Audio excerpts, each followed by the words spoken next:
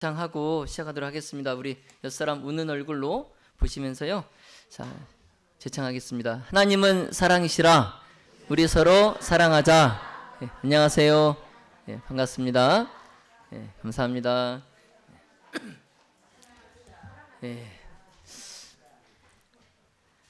우리 일주일 만에 보는 얼굴인데도 되게 반갑죠? 네. 매일매일 보고 살면 더 좋겠습니다. 일주일에 한 번씩 보는 얼굴이 왜 이렇게 반가운지 모르겠습니다. 오늘은 소망과 사명 그리고 믿음으로 이 제목으로 하나님의 말씀을 전하겠습니다. 소망과 사명 그리고 믿음으로. 우리 먼저 하나님의 말씀 신약성경 요한복음 20장 19절과 20절 그리고 24절로 29절의 말씀을 함께 보시겠습니다. 요한복음 20장 19절과 20절 그리고 24절에서 29절의 말씀입니다. 이날 곧 안식 후 첫날 저녁 때에 제자들이 유대인들을 두려워하여 모인 곳에 문들을 닫았더니 예수께서 오사 가운데 서서 가라사대 너희에게 평강이 있을지어다. 이 말씀을 하시고 손과 옆구리를 보이시니 제자들이 주를 보고 기뻐하더라. 24절입니다. 12 제자 중에 하나인 디두모라 하는 도마는 예수 오셨을 때에 함께 있지 아니한지라. 다른 제자들이 그에게 이르되 우리가 주를 보았노라 하니 도마가 가로되 내가 그의 손에 못자국을 보며 내 손가락을 그 못자국에 넣으며 내 손을 그 옆구리에 넣어보지 않고는 믿지 아니하겠노라 하니라. 26절입니다. 여드레를 지나서 제자들이 다시 집안에 있을 때에 도마도 함께 있고 문들이 닫혔는데 예수께서 오사 가운데 서서 가라사대 너희에게 평강이 있을지어다 하시고 도마에게 이르시되 네 손가락을 이리 내밀어 내 손을 보고 네 손을 내밀어 내 옆구리에 넣어보라. 그리하고 믿음 없는 자가 되지 말고 믿는 자가 되라. 도마가 대답하여 가로되 나의 주시며 나의 하나님이시니이다. 예수께서 가라사대 너는 나를 본고로 믿느냐? 보지 못하고 믿는 자들은 복되도다 하시니라. 아멘. 엠마오에서 우리 주님을 만난 그 두 제자가 벅찬 기쁨을 안고 그날 밤에 예루살렘으로 달려가서 11 제자들이 모여있던 그 다락방에 들어갑니다.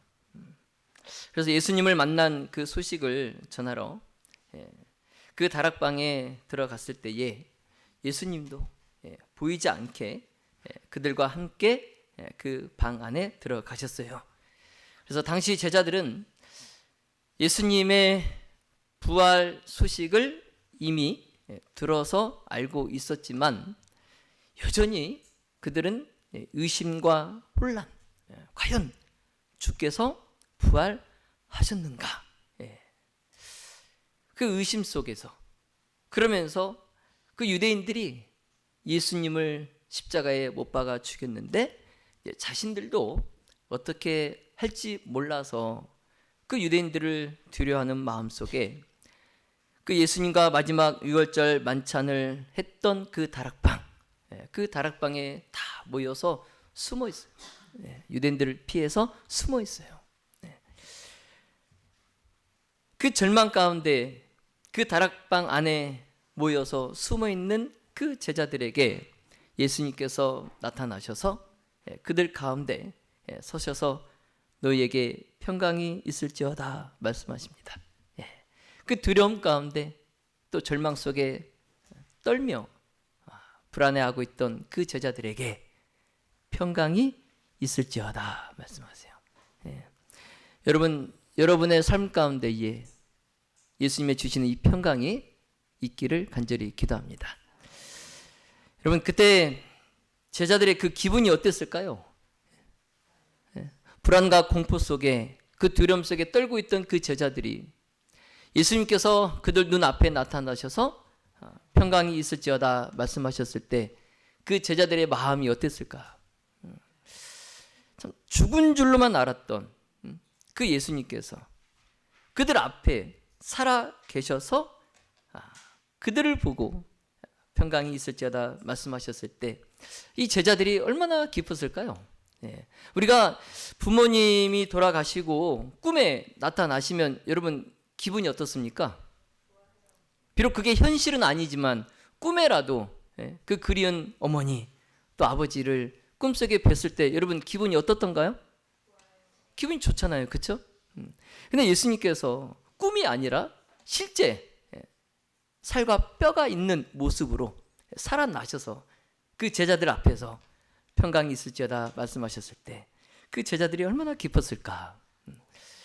여러분, 부활의 가장 큰 위로 중에 하나가 바로 재회입니다. 재회.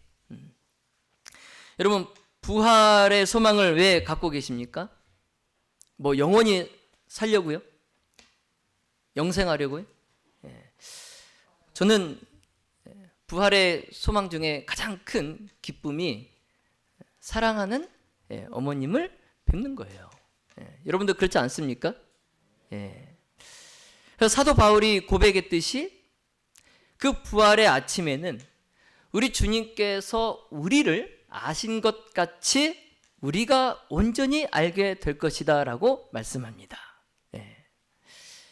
그래서 제자들이 부활하신 예수님을 알아본 것처럼 우리도 부활의 그 아침에 그리웠던 친구들과 또 가족 그리고 내 부모님, 내 형제들을 알아보고 기쁨의 눈물로 서로를 맞이하게 될 것입니다.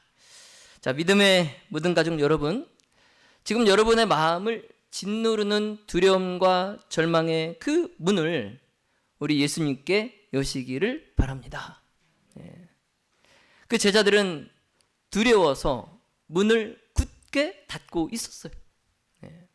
그래서 밖에서 그 엠마오의 그 두 제자가 그 문을 두드렸을 때 그 방 안에 모여있던 11 제자들이 그 문을 열어주지 않는 거예요. 왜요?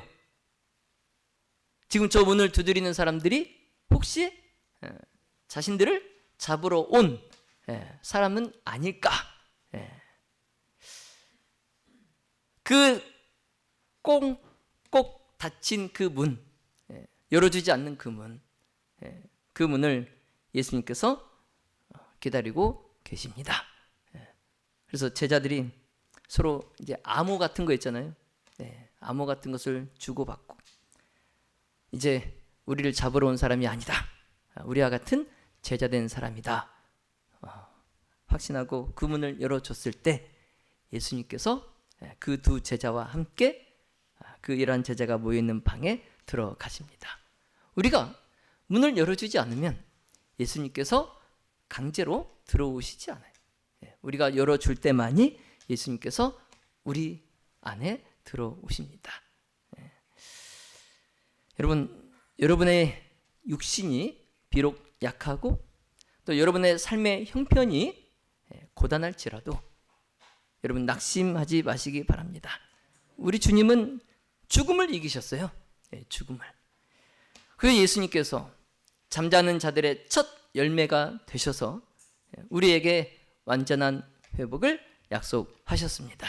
자, 그러므로 여러분, 부활의 아침에 그 영광스러운 그 빛 가운데서 우리가 서로의 얼굴을 알아보고 기쁨으로 서로 제외하고 부둥켜 안을 그날을 기대합시다.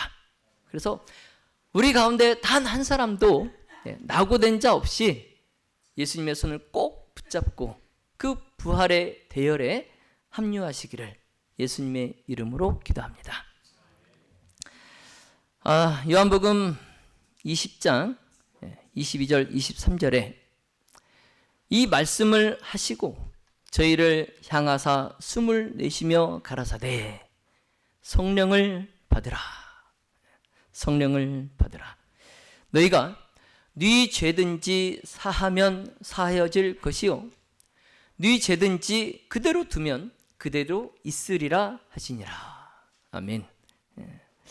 자, 부활하신 예수님께서 제자들에게 나타나셔서 처음으로 하신 일은 그들의 마음을 열어서 성경을 깨닫게 하신 것이었어요. 그래서 예수님께서 모세의 율법과 또 선지자의 글과 또 시편에 당신에 관하여 기록된 모든 예언이 어떻게 성취되었는지를 그 제자들에게 기억나게 하셨습니다.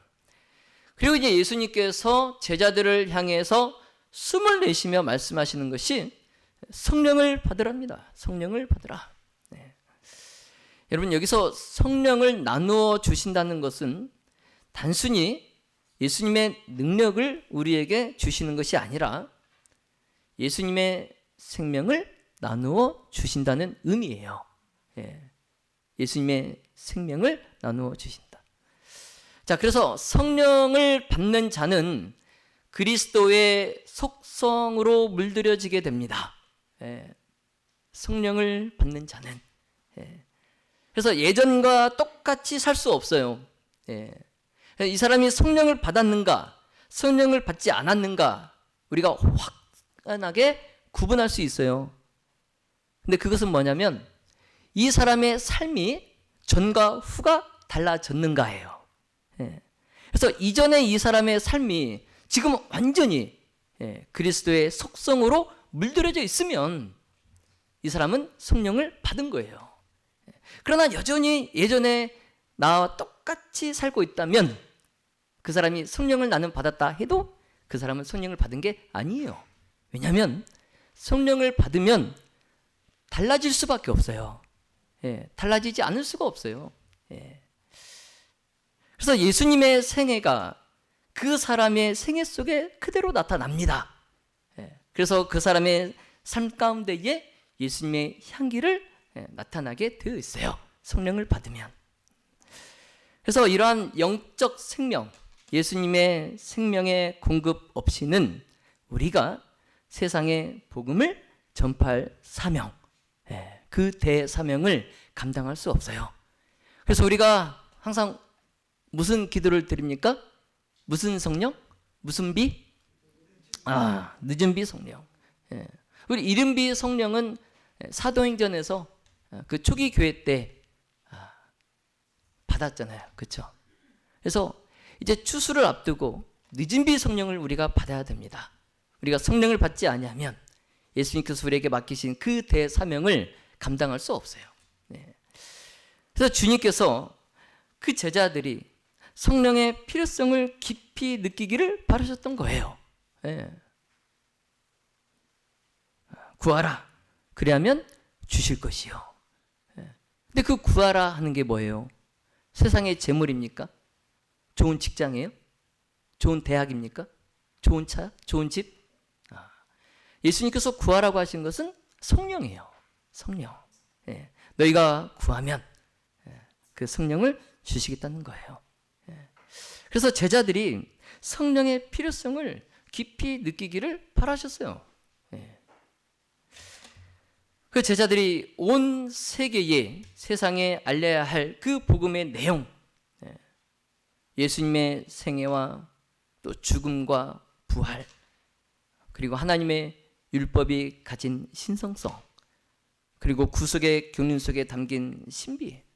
그러나 이 모든 것보다도 예수님의 그 제자들이 온 세상에 알려야 할 복음의 주요 내용은 뭐냐면 죄를 용서하시는 예수님의 능력이에요. 죄를 용서하시는 예수님의 능력. 그래서 제자들이 회개와 구주의 능력을 통해서 얻는 평화와 구원의 그 복음을 선포해야 할 증인으로 세우심을 입습니다. 근데 그 일은 무엇을 받지 않고서는, 성령을 받지 않고서는 결코 이룰 수 없는 일이에요. 자, 그렇기 때문에 예수님께서 숨을 내쉬며 말씀하시기를 성령을 받으라 말씀하셔요. 성령을 받으라. 자, 그리고 나셔서 요한복음 20장 23절 앞부분에 뭐라고 말씀하시냐면 너희가 네 죄든지 사하면 사하여 질 것이요 말씀하십니다. 그런데 여기서 너희가 네 죄든지 사하면 사하여 질 것이요 이 말씀을 우리가 오해해서는 안 됩니다. 이 말씀을 우리가 오해해서는 안 돼요. 언뜻 보면 우리가 나와 똑같은 죄인의 죄를 용서해 줄 수 있는, 사할 수 있는 권위를 예수님께서 말씀하신 것처럼 오해할 수 있어요. 그래서 우리가 이 말씀을 잘 깨닫고 우리가 잘 알아야 됩니다. 예수님은 교인이 교인을 판단할 자유를 주신 것이 아니에요. 이 말씀의 의미가. 여러분, 죄인이 죄인을 판단하는 것 있을 수 있습니까? 없습니까? 죄인이 죄인을 판단할 수 있어요? 없어요? 없어요.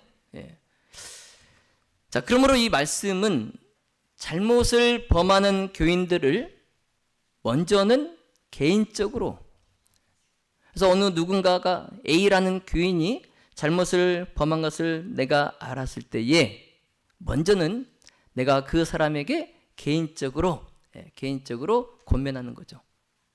그런데도 이제 그 사람이, A라는 사람이 내 권면을 받아들이지 않았다면 이제는 교회의 권위로 그 A라는 사람을 다루는 것에 대한 말씀이에요.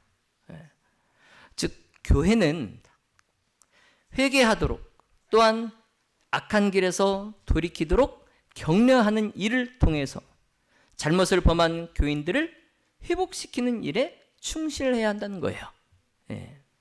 뭐를 통해서요? 격려하는 일을 통해서. 격려하는 일을 통해서. 정죄가 아니라, 당신 왜 그랬어? 이게 아니라, 격려를 통해서 그 사람이 회개하도록, 그리고 그가 그 악한 그 길에서 돌이키도록, 그래서 그 사람을 회복시키는 것, 이게 교회가 해야 할 일이에요.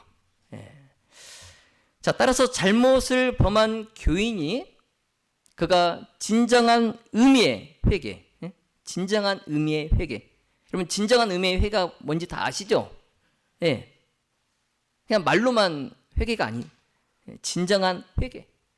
그 죄를, 자기의 그 잘못을 정말 슬퍼하면서 180도 돌아서서 그 죄로부터 떠나는 거예요. 그게 진정한 회개예요. 근데 그런 진정한 그 의미의 회개를 통하여서 그 사람이 하나님과 그와의 관계가 바로 잡아졌다는 그러한 증거가 있을 경우에 교회는 그 회개를 진실한 것으로 받아들여서 그 잘못을 범한 그 교인에게 그가 지어진 죄가로부터 노연하게 하고, 즉 그의 죄를 사하고, 아까 요한복음에 말씀하신 그의 죄를 사하고 다신 그를 완전한 교제 가운데로 받아들여야 한다는 거예요. 근데 그 전제 조건이 뭐예요? 그 사람의 진정한 의미의 회개가 있어야 된다는 거예요. 그러니까 그 사람이 진정으로 그 자기의 잘못을 뉘우치고 회개하고 그리고 그 죄로부터 완전히 돌이켜서 떠났을 때, 그때는 교회가 그를 받아들여야 된다는 거예요. 자, 그랬을 때의 교회의 죄 사함, 그의 죄를 사하고, 이 말씀은 그렇게 회개한 그 교인을 교회가 다시는 그에게 그 일에 대한 얘기를 다시는 하지 말라는 거예요. 그래서 교회가 그 사람에 대한 죄 사함, 그랬을 때에 하늘에서 그 교회의 그 권위, 그것이 인정을 받게 된다는 말씀이에요. 자, 그러나 분명한 것은 한 죄인의 영혼이 죄로부터 놓여나는 것, 한 죄인의 그 영혼이 죄로부터 놓여나는 것은 오직 그리스도의 십자가의 공로와 그분의 개인적인 중보로서만 이루어진다는 진리예요. 그러니까 교회가 그 사람의 진정한 회개를 보고 그를 다시 믿음의 형제로 받아들여도 그 사람을 정말 그 영혼을 죄로부터 그 사람을 자유케 할 수 있는 것은 오직 누구만이? 예수 그리스도만이 하실 수 있다는 거죠. 그래서 하나님께서는 결코 죄 사명권을 교회나 또 교회 장로들을 일지라도 그들에게 결코 주시지 않으셨어요. 그런데 천주교에서 뭘 팔았습니까? 중세시대 때? 면죄부를 팔았어요. 면죄부. 아무리 교황이어도 그는 하나님 앞에 죄인입니까? 죄인이에요. 하나님 앞에 모두가 다 죄인이에요. 의인은 없나니 그랬잖아요. 의인은 없나니. 근데 그 죄인이 죄를 살 권위가 없는 거죠. 그런데 천주교에서는 죄 사명권, 면죄부를 팔았어요. 하나님께서는 결코 교회나 어떠한 개인, 교회 지도자라도 결코 그 권리를 주시지 않았어요. 왜냐하면 교회나 장로들도 잘못을 범함으로 그들도 자주 하나님의 은혜와 자비를 필요로 하는 죽어야 할 존재들이기 때문에 그렇습니다. 그래서 교황도 결국엔 죄의 싹은 사망이요. 죽어야 할 존재예요. 교황도 죄 앞에서 죽어야 할 존재예요. 그런 그들에게 하나님께서 죄 사명권을 주시지 않죠. 자, 그러므로 요한복음 20장 23절의 말씀의 의미는 이겁니다. 자, 교회는 범죄한 교인을 방치하지 말라는 거예요. 누가 잘못을 범했을 때 그 사람을 교회가 어떠한 권면도 없이 방치하지 말라는 거예요. 그래서 하나님의 말씀 그대로 그 사람에게 경고하거나 교훈해야 됩니다. 그래서 교회는 그 잘못을 범한 그 죄를 지은 그 사람을 회복시켜야 될 의무가 있어요. 지금 그 말씀입니다. 교회의 의무는 잘못을 범한, 죄를 범한 그 사람을 방치하는 것이 아니라 그 사람을 권면하고 경고하고 교훈해서 다시 믿음의 형제로 회복시켜야 될 의무가 있다는 거예요.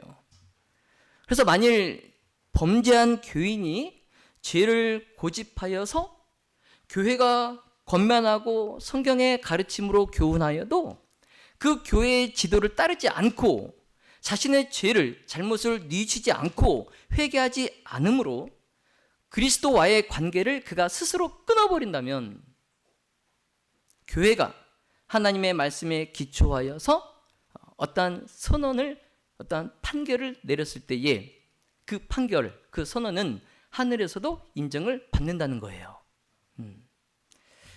자, 그러나 예수님의 이 말씀의 핵심은요, 정죄가 아니라 회복입니다. 회복. 자칫 정죄로 또 빠질 수 있어요. 그러나 이 말씀의 진정한 핵심은 정죄가 아닌 회복입니다. 회복.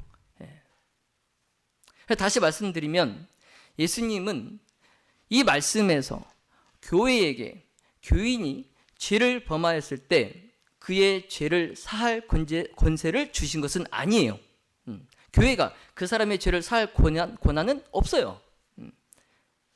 그래서 그 잘못을 범한 사람을 구주의 그리스도의 용서하시는 은혜 안으로 인도하라는 거예요. 그래서 교회는 잘못을 범한 교인을 정죄하기 전에, 그 사람을 정죄하기 전에 그가 진정으로 회개하도록, 또한 그가 그 악한 길에서, 그 잘못에서 돌이키도록 격려하여서 그를 회복시키는 일에 충실해야 한다는 말씀이에요. 그리고 이 죄인이 교회의 지도를 받아들여서 그가 정말 회개하였을 때 그 감사한 마음, 그를 받아들이고 그가 불신의 어둠에서 벗어나서 예수님의 사랑의 손을 붙잡도록 인도해야 합니다. 이게 교회가 할 일이에요. 왜냐하면 죄를 사하시는 실제 권세는 오직 예수 그리스도의 공로에만 있기 때문에 그렇습니다. 자, 이제 요한복음 20장 22절 23절의 말씀을 정리하겠습니다. 자, 성령을 받는다는 것은 어떠한 특별한 능력을 받는 것이 아니에요. 성령을 받는다는 것은 우리의 성품이 예수님을 닮아가는 것입니다. 그렇게 주님의 사랑과 자비가 우리 안에 흐를 때 진정한 복음 전파가 시작됩니다. 그래서 제가 누누이 말씀드렸지만 전도는 막 성경을 펴서 가르쳐서 막 그 사람에게 믿게 하고 하는 것이 물론 전도의 이지만 실제 전도는 내 삶이 전도예요. 나의 삶이 전도입니다. 그렇기 때문에 내가 성령을 받아야 되는 거예요. 내가 성령을 받아서 나의 행실이, 나의 삶이 그리스도를 닮아갈 때 내가 굳이 막 성경을 펴서 가르치지 않아도 그 사람이 나의 변화된 모습을 보고 복음을 받아들인다는 거죠. 그래서 전도할 때 성령이 필요한 이유입니다. 자, 또한 교회의 권위는 정죄하기 위함이 아니라 잃어버린 양을 찾아내서 구주의 용서하시는 은혜 안으로 그를 인도하는 거예요. 그래서 그가 진심으로 회개하기를 교회 전체가 기도하는 거예요. 기도하는 거예요. 이게 교회가 해야 될 일이에요. 그리고 그는 그 교회의 가르침 그리고 기도를 따라서 진정으로 죄를 자복하고 회개해야 됩니다. 내가 이러이러한 죄를 지었습니다. 회개합니다. 그런 모습을 보여야 돼요. 그랬을 때 우리는 그를 다시 믿음의 형제로 받아들이는 겁니다. 개인적인 하나님과의 개인적인 기도 소용없어요. 내가 어떤 특정한 잘못을 범했을 때는 전체 앞에서 내가 그것을 시인하고 용서를 구해야 됩니다. 여러분, 우리 무등교회 성도들이 가정과 일터에서 그리고 교회에서 만나는 이들에게 친절과 오래 참음을 나타낼 때 그것이 바로 성령의 역사를 나타내는 일이에요. 즉 갈등이 있는 관계 속에서 내가 먼저 손을 내미는 것, 이것이 화평의 복음입니다. 갈등이 있을 때 내가 주머니에 손을 꽂고 그리고 팔짱을 끼고 있어요. 그것은 복음이 아니에요. 오히려 내가 손에 넣었던 손을, 주머니에 넣었던 손을 꺼내서 그 사람과의 관계를 회복하기 위하여 그 사람과 손을 잡을 때 그게 바로 화평의 복음이에요. 그래서 우리 주변에 낙심하거나 또 신앙의 길에서 벗어난 형제가 있다면 그를 비난하지 말고 하나님의 말씀으로 격려하고 그래서 그들이 다시 주님의 은혜를 확신하도록 우리가 도와줘야 됩니다.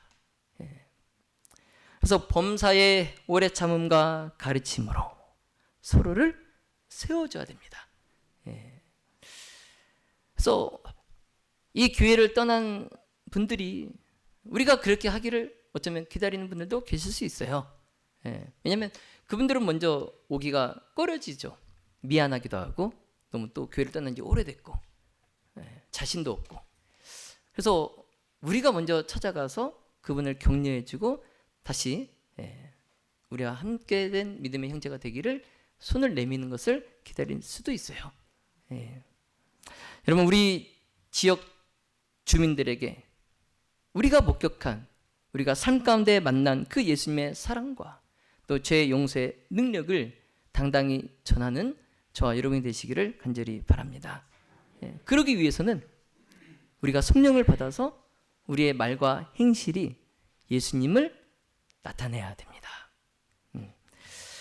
자, 믿음의 모든 가족 여러분, 우리 주님께서는 오늘 우리를 향해서도 숨을 내쉬며 말씀하십니다. 성령을 받으라. 성령을 받으라. 여러분, 우리가 우리 자신의 힘만으로 이 거룩한 복음 전파 사명을 감당할 수 없습니다. 우리 마음속에 이기심과 또 비판하는 그러한 정신이 있다면 이 시간 우리 주님의 십자가 앞에 내려놓읍시다. 우리 무등교회가 단순히 모여서 그냥 예배를 드리는 그 장소가 아니라 상처 입은 영혼들이 찾아와서 예수님의 사랑의 손을 붙잡고 또 죄 사함의 평강을 누리는 그런 구원의 도성, 구원의 장소가 되기를 간절히 소망합니다. 이를 위해서 우리가 성령의 충만한 부으심을 간구합시다. 그래서 우리 교회가 정말 회개와 또 용서의 복음이 이 지역 사회를 밝히고 또 하늘의 재가 하늘의 비준을 받는 그러한 거룩한 신앙 공동체가 되기를 예수님의 이름으로 간절히 기도합니다. 여러분, 예수님께서 다락방에서 처음으로 제자들을 만나셨을 때 도마가 하필 그 자리에 없었어요. 다른 제자들은 있었는데 예수님께서 부활하시고 제자들이 모여있는 그 다락방을 찾아가셨을 때 도마가 없었어요. 도마가. 그래서 다른 제자들이 도마에게 우리가 예수님을 만났다. 아주 예수님을 목격한 생생한 소식을 전해줘요. 자, 그럼에도 불구하고 도마는 마음속에 불신이 가득합니다. 그리고 이제 그 제자들이 도마에게 전하는 예수님의 그 부활의 소식이 이 도마의 자존심을 상처 줬어요. 왜 다른 제자들이 우리가 예수님을 만났다라는 소식이 도마에게 그 자존심을 건드는 상처가 됐을까요? 여러분, 기쁜 소식 아닙니까? 비록 내가 뭐 일이 있어서 잠깐 뭘 사러 나간 사이에 예수님이 오셨어요. 근데 나는 이거 못 봤어요. 그래도 예수님을 만났다는 그 제자들의 소식이 기쁜 소식이어야 되지 않을까요? 왜 자기 자존심에 상처를 주는 소식일까요? 그 소식이? 도마는 이렇게 생각을 한 거예요. 주님께서 자기만 빼놓고 다른 제자들에게만 나타나셨다는 그런 생각을 도마가 한 거예요. 여러분, 그렇게 생각할 수 있을까요? 그렇게 생각할 수 있죠? 왜 예수님은 나만 빼놓고 다른 제자들만 만나셨을까? 그래서 자존심이 상했어요. 그러니까 도마는 예수님을 다른 제자들보다 더 정말 그가 사랑했어요. 예수님을. 그래서 예수님을 더 사랑했던 그 마음만큼 서운함도 컸던 거죠. 왜 예수님 나만 빼놨을까? 그 서운함. 그래서 그 마음속에 이제 질투와 불신이 일어나요. 질투와 불신이 일어나요. 정말 예수님, 그분이 정말 살아나신 예수님일까? 그래서 내가 그 손의 못자국을 보고 또 내 손을 그 옆구리에 넣어보지 않고는 난 믿지 않겠다. 제자들에게.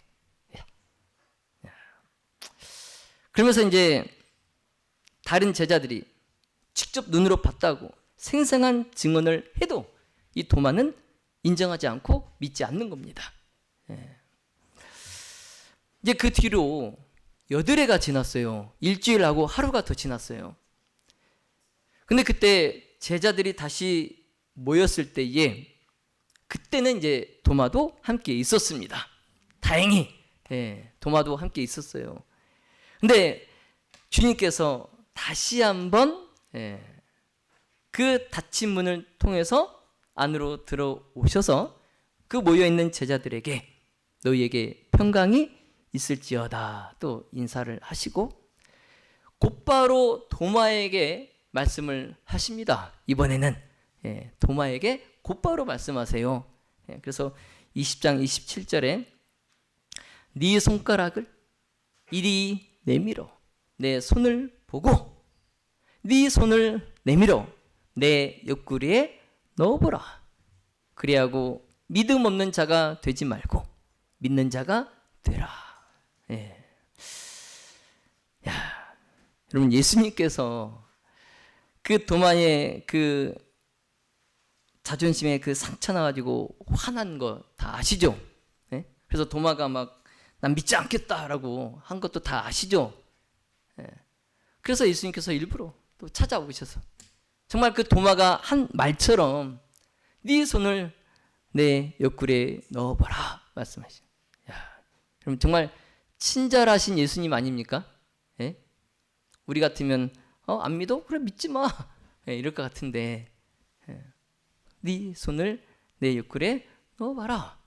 그리고 네가 말한 대로 믿음 없는 자가 되지 말고 믿는 자가 되라. 여러분, 예수님은 그 질투심에 믿지 못한 그 도마를 비난하지 않으셨어요. 그리고 그를 책망하지도 않으셨어요. 대신에 당신의 그 관대한 사랑과 이해심으로 도마의 모든 오해와 또 불신의 벽을 무너뜨리셨어요. 저는 이 부분을 보면서 참 많은 생각을 했습니다. 우리가 살면서 또 교회를 같이 다니면서 오해가 없을 수 없어요. 오해는 반드시 있습니다. 근데 그 오해가 있었을 때에 과연 나는 예수님처럼 이렇게 했나? 이런 생각을 해봐요.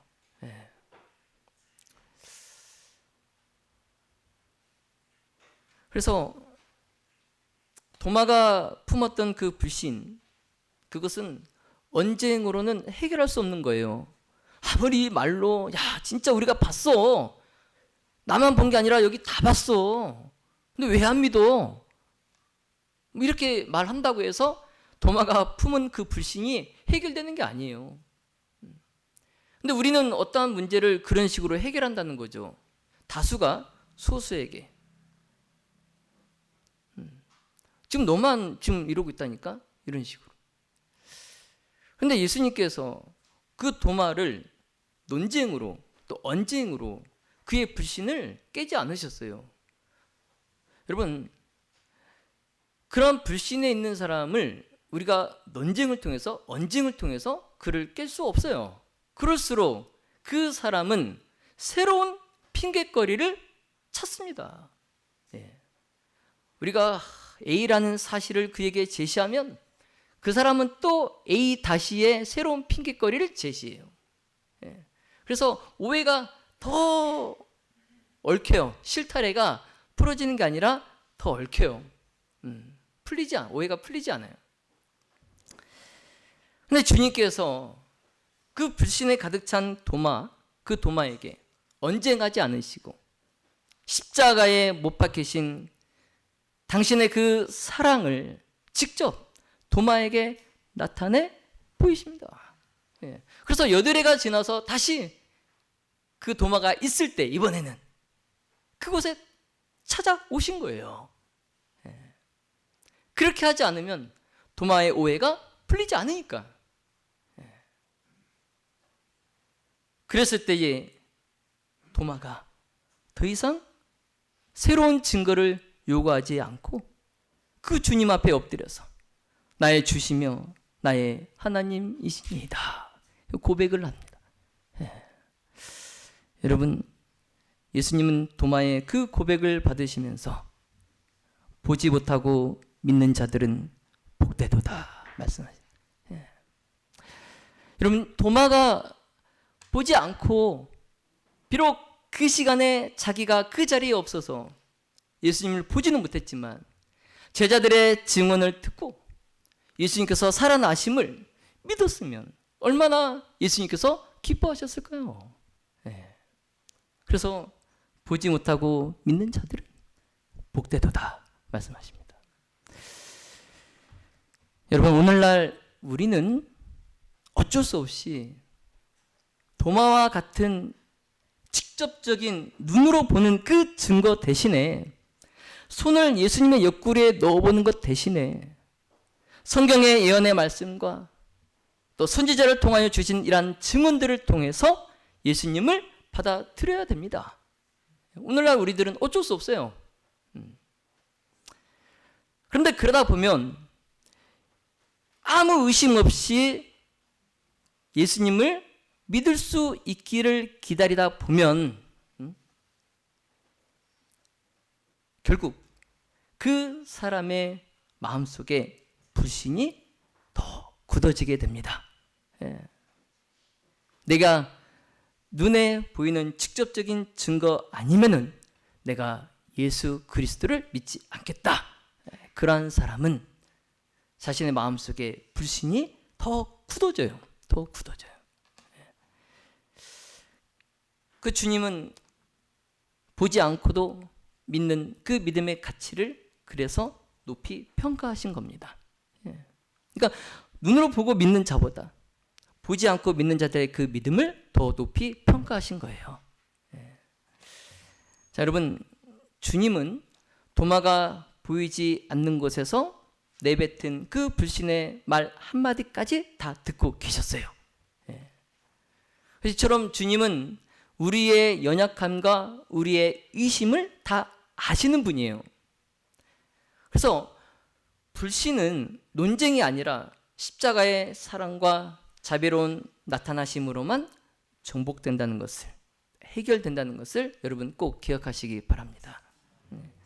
자, 믿음의 묻은 가족 여러분, 자, 우리 가운데 혹시 도마처럼 마음의 문을 닫고 내 눈으로 확인하기 전엔 믿을 수 없다, 이렇게 생각하거나 또 말씀하시는 분이 계십니까? 주님은 그런 분들의 갈등과 또 외로움을 다 알고 계십니다.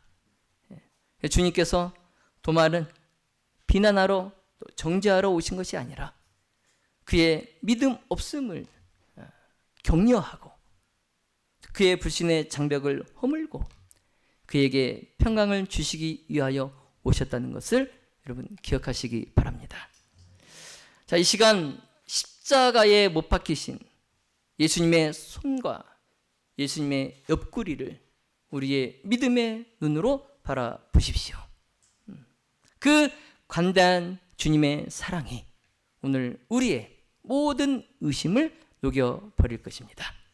그래서 더 이상 의심하지 마시고 주님 앞에 엎드려서 나의 주시며 나의 하나님이십니다 고백한 그 도마의 확신이 오늘 저와 여러분의 것이 되기를, 그래서 보지 못하고도 믿는 그 큰 복을 누리시기를 예수님의 이름으로 기도합니다. 자, 이제 말씀을 정리하겠습니다. 오늘 우리는 부활하신 주님께서 절망 속에 숨어있던 그 제자들에게 주신 세 가지 교훈을 나누었습니다. 자, 첫째, 부활의 산 소망입니다. 예수님의 부활은 그분 안에서 잠자는 모든 이들이 마지막 날 경험할 부활의 확실한 예표예요. 그래서 우리는 부활의 아침에 비록 병들고 또 일그러졌던 몸일지라도 완전한 건강과 또 균형을 갖춘 몸으로 다시 태어나서 사랑하는 이들의 얼굴을 온전히 알아보고 또 그들과 함께 기쁨의 재회를 나누게 될 것입니다. 자, 두 번째 교훈은 성령의 능력과 복음의 사명이에요. 주님께서 우리에게 성령을 부어주시면서 회개와 용서의 복음을 온 세상에 전하라는 신성한 임무를 위탁하셨습니다. 그래서 성령을 받는다는 것은 곧 그리스도의 속성과 또 그분의 생명을 나누어 받는 거예요. 그래서 우리 교회는 죄인이 예수님의 사랑의 손을 다시 붙잡도록 돕는 그러한 구원의 통로가 되기를 간절히 바랍니다. 자, 세 번째 교훈은 의심을 녹이는 관대한 사랑이에요. 주님께서 도마의 불신을 비난으로 억누르지 않으시고 당신의 그 상처를 보여주시는 관대한 사랑으로 그 불신의 마음의 장벽을 허무셨어요. 그래서 보지 못하고 믿는 자들은 복되도다 하신 그 주님의 말씀이 오늘날 증언의 말씀을 믿고 따르는 우리에게 주시는 큰 위로가 되기를 간절히 바랍니다. 자, 성도 여러분, 우리가 사는 이 시대는 제자들이 다락방에 모여서 문을 닫아 걸었던 그때보다 더 큰 혼란과 두려움이 가득한 재림 직전의 때예요. 재림 직전의 때. 이러한 마지막 때에 우리는 어떻게 살아야 되겠습니까? 우리는 먼저 의심의 안개를 걷어내고 말씀 위에 굳게 서야 됩니다. 그래서 도마처럼 모든 의심의 조건이 제거되기를 기다리는 사람, 그런 사람들은 결국 불신 속에 굳어버리게 돼요. 그래서 우리는 어두운 면을 바라보면서 불평하기보다는 기록된 성경의 예언의 말씀과 또 부활의 증거를 붙잡고 날마다 믿음의 전진을 계속해야 됩니다. 그래서 다음으로는 이제 교회의 신성한 품격을 우리가 지켜야 돼요. 그래서 재림을 기다리는 우리 교회는 하나님의 말씀하신 그대로 죄를 경계하고 또 회개하는 자를 사랑으로 영접하여서 하늘의 비준을 받는 거룩한 신앙 공동체가 되어야 합니다. 그래서 우리의 그런 행위가, 우리의 삶이 예수님께 욕을 돌리지 않도록 신실한 거룩한 삶을 살아야 합니다. 이제 마지막으로 그리스도의 생애를 우리의 삶으로 나타내야 돼요. 나타내야 돼요. 성령을 받아서 그리스도의 속성으로 물들여진 그 사람만이 이 마지막 때에 진정한 예수님의 제자로 서서 봉사할 수 있어요. 그래서 우리의 말과 행동에서 예수님의 생애가 나타날 때 세상은 우리를 통해서 살아계신 하나님을 보게 될 것입니다. 자, 믿음의 모든 가족 여러분, 자, 세상 나라에 대한 희망 점점 사라져가고 있어요. 우리가 이 세상에서 기대할 것은 아무것도 없습니다. 아무것도 없어요. 가끔 누가 뭘 통해서 성공했다는 소리를 들으면 가끔 부럽기도 해요. 저도 어제 전에 있던 교회 어느 집사님이 주식을 투자해서 새 아파트로 이사가고 또 그 아파트 안에 가구를 들여놓는데 식탁 하나가 수백만 원짜리 가구로 싹 들여놓을 정도로, 그리고 차도 아이오닉 9 수천만 원 하는 그 전기차를 또 사고, 그 소리를 들으니까 굉장히 부럽더라고요. 그런데 이 세상의 모든 재물 우리가 기대할 수 없어요. 정말 이 백사장에 우리가 서 있을 때 파도가 막 밀려와서 거품이 막 일잖아요. 하얀 거품이, 그쵸? 근데 그 물이 뒤로 싹 밀려갈 때 그 거품이 그대로 남아 있습니까? 싹 사라지잖아요. 똑같아요. 전혀 부러워할 것이 아닙니다. 대신에 우리에겐 죽음을 이기시고 또 하늘 성소에서 우리를 위해서 중보하시고 곧 다시 오실 예수 그리스도가 계십니다. 여러분, 그 사람들이 우리를 부러워해야 되지 않겠습니까? 여러분, 그 사람들이 우리를 부러워하는 삶을 사시기를 간절히 바랍니다. 지금 여러분의 마음 문은 무엇으로 닫혀 있습니까? 질병에 대한 두려움? 아니면 장래에 대한 불신? 아니면 도마처럼 누군가에게 상처받은 자존심? 이 시간 우리 가운데 오셔서 손과 옆구리를 보이시는 그 예수님을 바라보시기를 바랍니다. 주님은 여러분의 모든 의심과 아픔을 이미 알고 계세요. 이제 주님의 그 관대한 사랑 앞에 우리가 도마처럼 무릎 꿇으시기를 간절히 바랍니다. 그리고 가슴 벅찬 목소리로 도마처럼 나의 주시며 나의 하나님이십니다 라고 고백하시기를 간절히 바랍니다. 그 고백이 우리의 삶을 바꾸고 우리의 가정을 변화시키고 또 이 무등교회를 이 지역의 진리의 등대로 세울 줄로 믿습니다. 재림의 그날, 부활의 아침에 우리 모두 한 사람의 낙오자가 없이 빛나는 얼굴로 우리 주님을 맞이하게 되시기를 예수님의 이름으로 축원하며 말씀을 마치겠습니다.